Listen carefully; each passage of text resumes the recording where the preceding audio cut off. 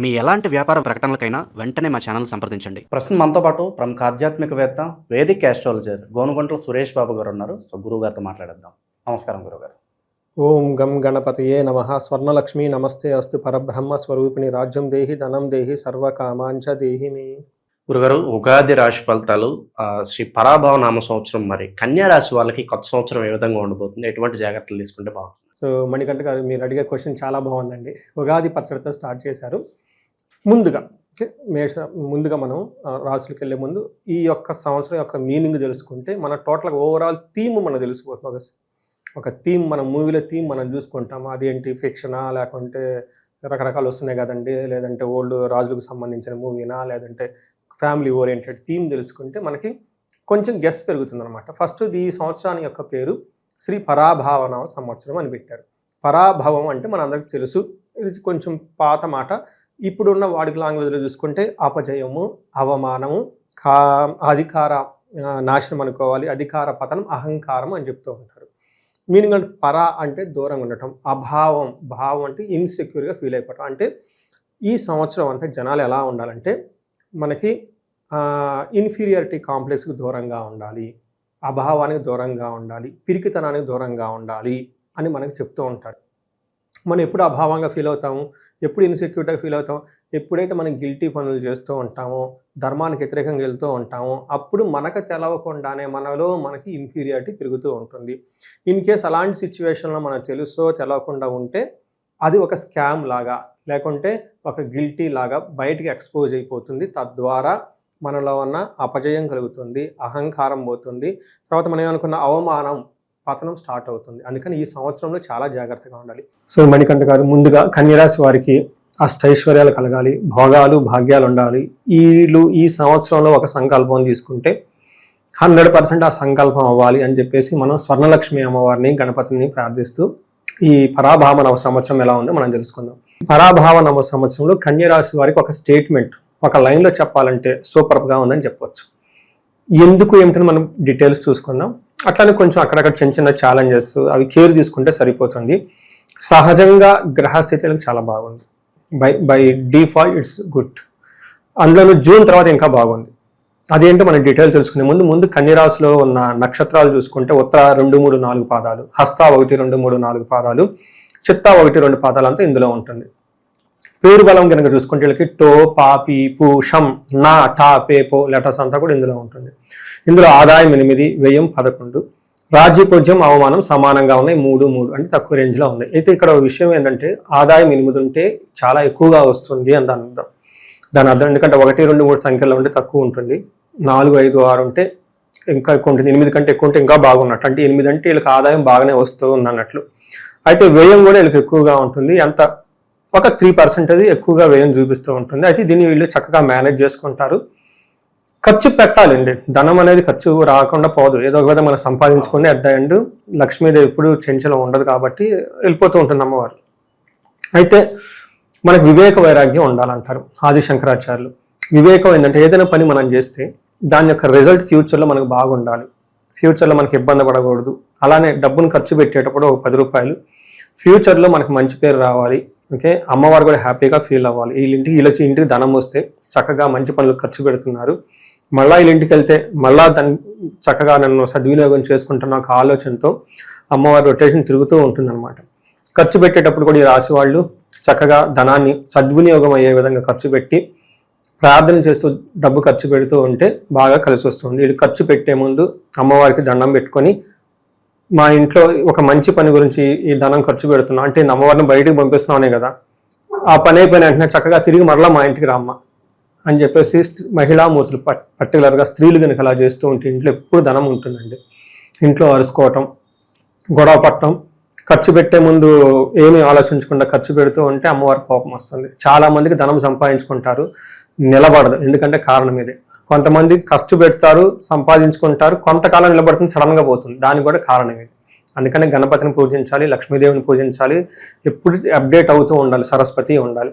ఈ రాశి వాళ్ళకి చాలా బాగుంది కాబట్టి ఇప్పుడు చెప్పుకున్న ఈ 3 ఒక ప్రికాషన్స్ జాగ్రత్తగా ఉంటే చాలా బాగుంటుంది. అందులో వ్యయం ఎక్కువగా చూపిస్తుంది కాబట్టి సద్వినియోగం చేసుకునే విధంగా మంచి కార్యక్రమాలకు సంబంధించి ఖర్చు పెట్టడం చాలా ఇంపార్టెంట్. తర్వాత ఈ రాశిలో గ్రహస్థితి చూస్తే 7వ ఇంట్లో శని ఉండటం వల్ల ఎక్కువగా ట్రావెల్స్ చేయాల్సి వస్తుంది వాళ్ళు. ఎక్కువగా ట్రావెల్స్ చేయటం, జర్నీలు అవన్నీ చేస్తూ ఉంటారు. గురుడు 10వ ఇంట్లో 6వ నెల వరకు, అంటే మనకి జూన్ వరకు గోదావరి పుష్కరాల వరకు ఉన్నారు. ఆ తర్వాత 11th లో వెళ్తున్నారు కాబట్టి మారిన తర్వాత గురువు వీళ్ళకి చాలా సపోర్ట్ ఇస్తారు. వీళ్ళకి మ్యారేజెస్ అవుతాయి, వివాహాలు అవుతాయి, అన్ని చక్కగా ఉంటుంది. ఓవరాల్గా బ్రదర్స్ నుంచి సపోర్ట్ వస్తుంది. ఇంట్లో పిల్లలు వృద్ధి జరుగుతూ ఉంటుంది. మ్యారేజ్ అయ్యే అవకాశం చాలా మందికి ఉంటుంది ఈ రాశి వాళ్ళకని గమనించుకోవాలి. రాహు వీళ్ళకి 6వ ఇంట్లో ఉన్నారు. అగైన్ రాహు కూడా చాలా మంచి చేస్తూ ఉన్నారు. రాహు 6వ ఇంట్లో ఉండటం వల్ల ఏమవుతుందంటే ధైర్య బుద్ధి, వీర్య వృద్ధి, రిపునాశనం. ఆ ధైర్య వృద్ధి అంటే కాన్ఫిడెన్స్ లెవెల్ చాలా పెరిగిపోతూ ఉంటుంది. వీర్య వృద్ధి అంటే తేజస్, స్ట్రెంగ్త్ విపరీతంగా పెరిగిపోతూ ఉంటుంది. రిపునాశనం అంటే శత్రువులు ఎవరన్నా ఉంటే వాళ్ళంతే వాళ్ళే కుళ్ళి కుసించి పోతారు. వీళ్ళేం చేయని అవసరం లేదు. అదేదో సినిమాలో డైలాగ్ ఉన్నట్లు కంటి చూపుదలను చంపేస్తారు కాదు, వీళ్ళు కంటి చూపు కాదు, వీళ్ళ పేరుతోనే వాళ్ళు వెళ్ళిపోతారు. అందుకని చెప్పేసి ఏ ప్రకారంగా చూసుకున్నా చక్కగా ఉంది కాబట్టి మనకి వీళ్ళకి వెరీ ఇంట్రెస్టింగ్ అయిన కన్య రాశి వాళ్ళకి వెరీ ఇంట్రెస్టింగ్ గుర్తుపెట్టుకుని రాశి వాళ్ళు. శత్రువుల ద్వారా మీకు లాభం ఉందంట. చూడండి ఇంకెంత అదృష్టం. శత్రువులకి ఇబ్బంది పడుతుంటే వీళ్ళు ఎంత అదృష్టం అంటే శత్రువులు వీళ్ళకి సపోర్ట్ చేస్తారంట. సో కొన్నిసార్లు రాజకీయాల్లో ఇవన్నీ మనం చూస్తూ ఉంటామండి. మన అపోజిషన్ ఎంపీలు వాళ్ళు ఎవరో ఉంటారు కదండి, లోకల్ మా పార్టీ మీరు తీసేసుకోండి, ఎమ్మెల్యేగా నాకు సపోర్ట్ చేయి, ఎంపీగా నీకు సపోర్ట్ చేస్తాను అని లోన మ్యూచువల్ అండర్స్టాండింగ్స్ ఉంటాయి. బయట ఎనిమీసే కానీ లోన అగ్రిమెంట్స్ ఉంటాయి.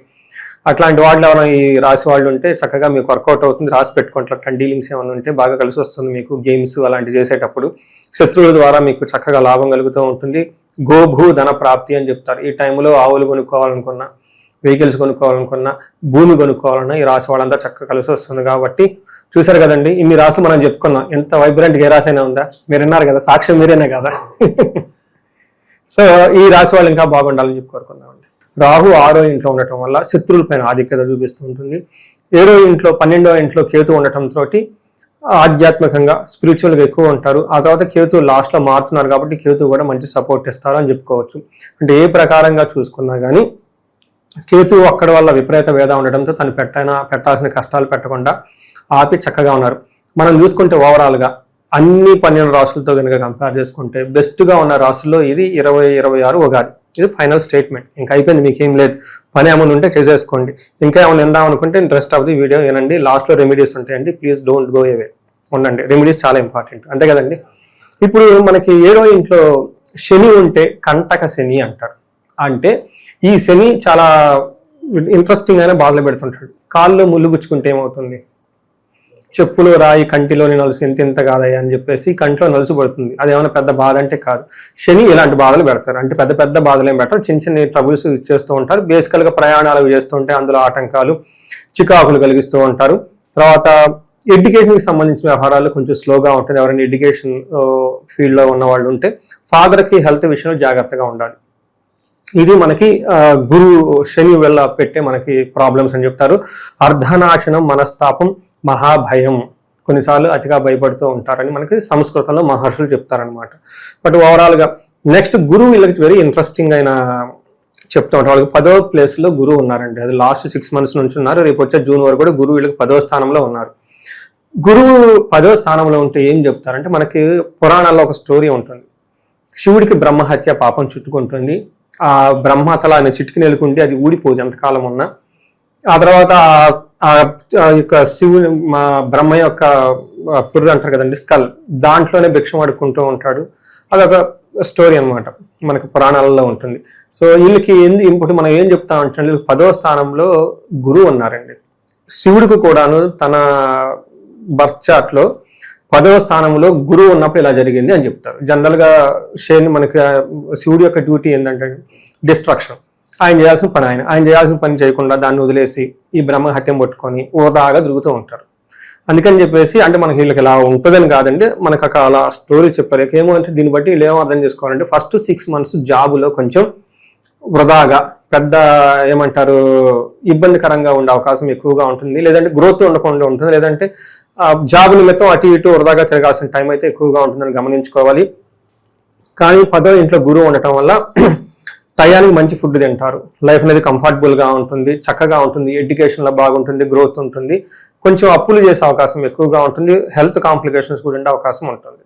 మనకి సంస్కృతంలో ఏం చెప్తారంటే ధాన్య నాశో ధనచ్ఛేద వృధా సంచారణం భయం, స్వజనే దోషణం చైవ దశమస్తే యథా గురువు అని చెప్తారు. 10వ స్థానంలో గురువు ఉంటే గనక ధనానికి సంబంధించి ఏదైనా పనులు చేస్తుంటే వాటిలో పెద్ద ఇబ్బంది వచ్చే అవకాశం ఎక్కువగా ఉంటుంది. ధనం కనపడనట్లు వృధా సంచారణం భయం, భయంతో వృధాగా తిరుగుతూ ఉంటారనేది మెయిన్. అందులో ఈ స్టేట్మెంట్ని పట్టుకొని మనకు ఆ పురాణంలో యొక్క శివుని యొక్క స్టోరీ తీసుకొచ్చి మనకి ఇక్కడ పెట్టారు మన పెద్దవాళ్ళు.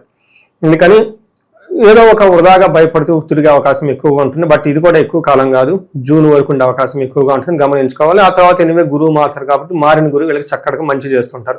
ఎలాంటి మంచి చేస్తుంటారంటే యశో వృద్ధి బలం తేజం సర్వత్ర విజయం సుఖం, అంటే ప్రతి చోట విజయవంతంగా ఉంటారు, సుఖప్రదంగా ఉంటారు, యశస్సు బాగా కీర్తి ప్రదర్శనలు పెరుగుతూ ఉంటాయి. శత్రునాశ మంత్రసిద్ధి అని చెప్తారు. ఈ టైంలో శత్రులు అనేవాళ్ళు వీళ్ళకొండరు. ఆ టైంలో వీళ్ళు గోపురాలు తిరిగినా గుళ్ళు తిరిగినా ఏదైనా కనుక కొంతమంది మంత్ర చాంటింగ్స్ అవన్నీ చేస్తూ ఉంటాయి. గాయత్రి మంత్రాలు, గురువుల నుంచి వచ్చిన మంత్రాలు చాలా మంది చేస్తూ ఉంటారు. చాలా మంది మేము శ్రీదేవి ఉపాసకులమండి, లేదంటే లలిత సహస్రనామం చదువుతూ ఉన్నామని చాలా మంది ఫోన్లు చేస్తుంటారు. అయినా మాకు బాధలు ఉన్నాయని చెప్తూ ఉంటారు. సో వాళ్ళు దానికి వేరే విధానం ఉంటుంది, మంత్రం ఎందుకు చేయలేదు. బట్ ఇక్కడ ఏంటంటే ఈ టైంలో ఈ రాశి వాళ్ళకి అలా గనక ఏదైనా గనక చేసుకుంటే మంత్ర ఉపదేశం లాంటివి లేదంటే హైయర్ ఎడ్యుకేషన్ గురించి చక్కగా కలిసి వస్తుంది. ఆ మంత్రాలు ఇలా పనిచేస్తాయి అనేది ఒక మనకి శాస్త్రంలో చెప్పబడింది. ఈ రాశిలో నక్షత్రాల వాళ్ళ పరిస్థితి గురుగారు, వాళ్ళకి సంవత్సరం ఎలా ఉండబోతుంది? నక్షత్రాల వయసు కూడా చాలా బాగుంది. ఉత్తర ఫాల్గుని, హస్త చిత్త ఫేవరెట్ నక్షత్రాలు మొత్తం ఇందులోనే ఉంటుంది. ఉత్తర ఫాల్గుని వాళ్ళకి రాజసమాన సౌఖ్యము, ఇంకేముందండి రాజసమాన సౌఖ్యం అంటే they treated as a king everywhere. తర్వాత ధనలాభము, భూలాభము, తర్వాత నిరోగము, హెల్త్ అనేది చాలా చక్కగా స్ట్రాంగ్గా ఉంటుంది. ఒక విషయంలో శని వాళ్ళు వీళ్ళు భయపడుతూ ఉంటారు. మొదట్లో చెప్పుకున్నాము, ఆ శనికి సంబంధించి ఆన్సర్లు చేసుకుంటే బాగుంటుంది. హస్త వాళ్ళకి అగైన్ రాజసమాన సౌఖ్యము, ధనలాభము, హెల్త్ బాగుంటుంది, భూలాభము, ధనలాభం అన్ని లాభాలు చూపిస్తుంది. ఒక ఛాలెంజ్ వీళ్ళు కూడాను సూర్య శని యొక్క ప్రభావం చేత కొంచెం భయపడే పరిస్థితులు వచ్చే అవకాశం ఉంటుంది. చిత్త వాళ్ళకి రాజసమాన సౌఖ్యము, సంపదలు, ధనలాభము, సుఖము, హెల్త్ అంతా బాగుంటుంది. అయితే వీళ్ళు భయపడుతూ ఉండే అవకాశం ఎక్కువగా ఉంటుంది. ఆగస్టు వరకు వీళ్ళు కొంచెం అనుకున్న పనులు చరక్క ఆగిపోయే అవకాశం ఎక్కువగా ఉంటుంది. అని మరణ తుల్యం అంటారు. డోంట్ మిస్టేక్ అండి, మరణం అలా భయపడొద్దు, ఆ సినిమాలో డైలాగ్ లాగా కాదు. ఇక్కడ మరణం అంటే ఆగిపోతుంది దాని మీనింగ్ అండి. మరణ తుల్యం అంటారు, అంటే ఏదైనా కనుక పని చేస్తే అలా ఆగిపోయే అవకాశం ఎక్కువగా ఉంటుంది, కంటిన్యూటీ లేకుండా ఆగుతూ ఉంటుందని దాని మీనింగ్ అని గమనించుకోవాలి. సో ఈ ప్రకారంగా చూసుకుంటే ఈ రాశి వాళ్ళకి సూపర్గా ఉందని మనం చెప్పుకోవచ్చు. చాలా వరకు మంచి ఫలితాలు ఉన్నప్పటికీ పలానా విషయంలో జాగ్రత్తగా లేకపోతే ఇబ్బందుల్లో పడతారంటే ఏం చెప్తారు వీళ్ళకి? ఒకటి, ట్రావెలింగ్ వృధాగా తిరగొద్దండి, అది అనవసరమైన వేస్ట్, వాళ్ళకి టైం వేస్ట్, అంతా వేస్ట్. రెండోది, చిన్న చిన్న విషయాలకి భయపడకూడదు, వాళ్ళకి భయం ఉంటుంది, అది భయపడే సిచ్యువేషన్స్ ఉంటుంది. శని వల్ల, శని 7వ స్థానంలో ఉండటం కంటక శని అంటారు. కంటకం అంటే ముళ్ళు. ఇప్పుడు కాళ్ళలో ముళ్ళు గుచ్చుకుంటే ఏమవుతుంది, అది పెద్ద ప్రాబ్లం అంటే కాదు, అది సిల్లీ మ్యాటర్. ముళ్ళు తీసేస్తే నడుచుకుంటూ పోవచ్చు వెంటనే. బట్ గుచ్చుకున్నప్పుడు ఎలా ఉంటుంది ఫీలింగ్, టెన్షన్, భయపడిపోతాం అనమాట. అలాంటి సిచ్యువేషన్స్ ఉండే అవకాశం ఎక్కువగా ఉంటుంది. కాబట్టి తాటాకు చెప్పులకి భయపడకూడదు, చిన్న చిన్న ఏమైనా ఉంటే కంగారు పడకూడదు. అంటే లైఫ్లో ఇంకా మాత్రం లేకుండా ఇంకా ఎలా ఉంటుంది, అవును కదా. సో పరిహారాలు చూసుకుంటే శనికి సంపూర్ణ శాంతి పూజలు చేయించుకోవడం చాలా చాలా ముఖ్యం. ఈ రాశి వాళ్ళకి విపరీతంగా ధనం రావడానికి స్వర్ణలక్ష్మి విశేష హోమం అని ఉంటుంది, అది చేసుకుంటే చక్కగా ధన ప్రవాహం మల్టీ సోర్సెస్ ఆఫ్ ఇన్కమ్ వస్తుంది. ఇంకా ఈ రాశి వాళ్ళు ఎవరికైనా హెల్త్ బాగలేదు అనుకుంటే, ఓకే, లేదంటే ఏదైనా ప్రాబ్లం ఉంది అనుకుంటే వాళ్ళ జన్మ జాతకం కూడా మనం చూసుకోవాలి. ఇది మనకు ఒక 30-40% జన్మ జాతకంలో దశ, భుక్తి, తర్వాత ఈ మనకి ఇంకా రకరకాలు ఉంటాయి, అవన్నీ కన్సిడరేషన్లోకి తీసుకొని వాళ్ళు ఏదైనా బ్లాకేజెస్, శాపాలు, దోషాలు అవన్నీ ఉంటే తెలుసుకొని, నథింగ్ బట్ బ్లాక్స్ అండి, మన మైండే మనకి పెద్ద బ్లాక్ అనమాట. అవి చూసుకొని వాటికి సంబంధించిన శాంతులు ఏమైనా చేసుకుంటే 10 రెట్లు జీవితంలో ముందుకెళ్ళే అవకాశం ఈ కన్యరాశి వాళ్ళకి 2026 ఉగాది నుంచి పరాభానామ సంవత్సరంలో ఇవ్వచ్చు. సో ఈ టయాన్ని బెస్ట్గా యూటిలైజ్ చేసుకోవాలని చెప్పేసి మనం వాళ్ళని కోరుకుందాము. అంతేకాక హ్యాపీగా ఉండాలి, సుఖంగా ఉండాలి మనం కోరుకుందాము. చాలా మంచి విశ్లేషణ అందించారు, ధన్యవాదాలు. ధన్యవాదాలండి.